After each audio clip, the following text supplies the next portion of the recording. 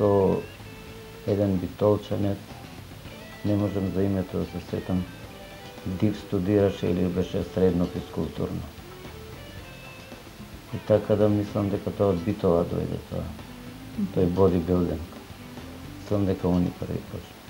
Немаше кој да не научи, читавме часописи. Миме беше така толку повеќе загрозен за тој спорт. Non-стоп взимаше часописи. Па не знам како ги набавуваше. После имаше по трафики, ама првите часописи не знам. Па јас имав периоди кога идев по Германија, не бев тука одсутен, така да на тие први надпревари не сум бил тука, не сум идел. Додека Миме, Митич, они ги беа стрикно за тој спорт. Ја повеќе рекреативно. И денеска кога имам време, ја ќе земам вежба. Но, иако Миме после изгледа немал големи амбиции да се надпреварува и никогаш не успел да влезе во позабележителна форма, тој упорно работи на популаризацијата и комерцијализацијата на овој спорт. Незначаен пробив и потем, бодибилдингот во Скопје го достигнува некаде во 1989 година, во првата и дотогаш единствена современа теретана која е отворена во Македонија. За неа, Миме обезбедува не само дотогаш невидено голем простор во една од бараките на студентскиот дом Драга Стојановска, туку инвестира и во првите современи справи кои ги купува од нашиот производител, металскиот завод Тито во Скопје. Со отворањето на оваа теретана, бодибилдингот во Скопје, но и во цела Македонија го зазема своето вистинско место, привлекувајќи не само момчиња, туку и многу девојки и жени. Во 70-тите за бодибилдинг се заразува и еден од најдобрите и за публиката најомилените бодибилдери во Македонија, Давид Зефиќ.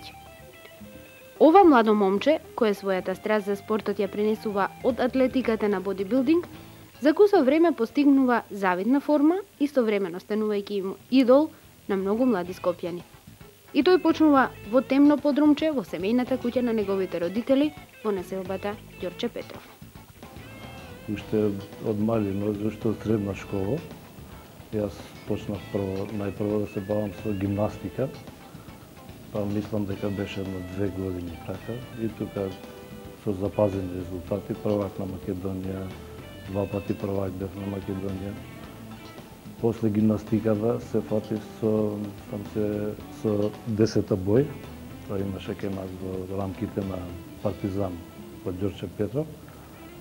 И тука исто имав така резултати, 2 пати прво, еднаш второ, трето место, а бев во рамките на Југославија поранешно исто трето место.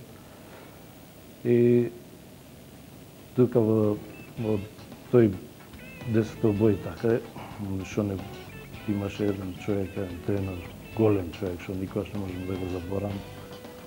И за секогаш ќе ми остане во сеќавање, тој беше Попе, покојни сега, Бог да го прости. И тој изгледаше импресивно, така, со неговата атлетска градба. Тој покрај тоа што беше со гимнастика, тој се повеќе бојат со нас. Тој тренираше и бодибилдинг. И од тука така таа желба се роди, се створи еден потик, еден мотив за јас бидам некогаш така и изгледам така фино како што изгледаше Попе, така се викаше. И така почнав, тоа беше некаде 1974 некаде така беше, при крај на средна школа. Тоа беше така да кажам, со никакви услови, простори подрумски. Првата теретана и јас кај што бев и отидов беше во Влаја се наоѓаше, а тогаш беше тренер Миме Стојановски, исто и тој починал. И првите чекори првото знаење таму почнав да го добивам, така да кажам. И ке него неколку години така останав ке него, потоа направив кај мене дома така една прилагодителна просторија подрумска исто. Тоа сите работи се одвиваа со такви простории, некои од справите тие моменти беа се што беше импровизација. Се што беше направено беше, јас лично го правев. Као тегловите ги правевме бетонски, оловни дискови наоѓавме, па на тој начин така ги приспособувавме да вежбаме на некој начин од така силна желба. Сите други реквизити јас ги правев, ги заварував, макар што не сум некој стручњак по тоа, па баравме помош од некаде, некои постручни за тоа.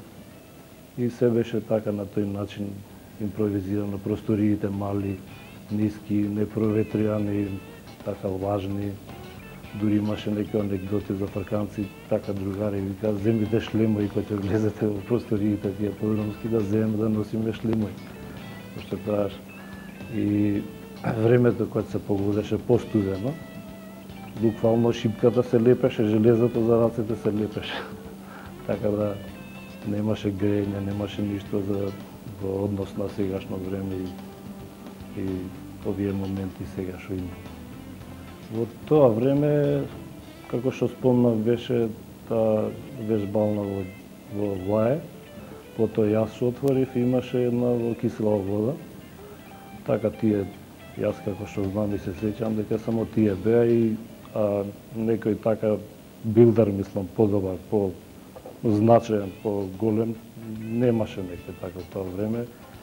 Мислам, овде низ Скопје, постоеше, имаше во Битола еден така што се напреваруваше во рамките на Југославија, тој беше Пеце Христов и тој едино како што јас се сеќам да знам и во рамките на Југославија, веќе други имаше Петар Челик и Милковиќ и така натака неколку. Немаше некој така званични надпревари, се тоа беше некако организирано од вечер, од ова, некои такви реви, некои така да ги кажам, беа. И може јас би кажал дека и мене така ми се случи тоа првото надпреварување. Воопшто јас не мислев да излезам на таков некој надпревар.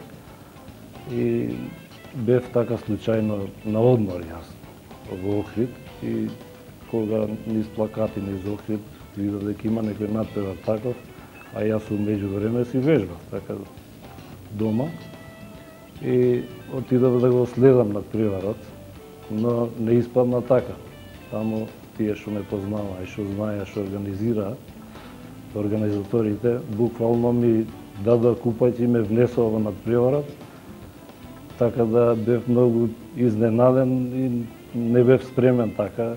Не испадна, фино испадна и јас таму завземав трето место и тоа беше еден додатен мотив да еднаш бидам и прв и почнав така секојдневно да практикувам билдинг, да вежбам интензивно и така и дојде и првото место. Мислам дека беше 82 година, така мислам. Беше еден струмичанец, сега да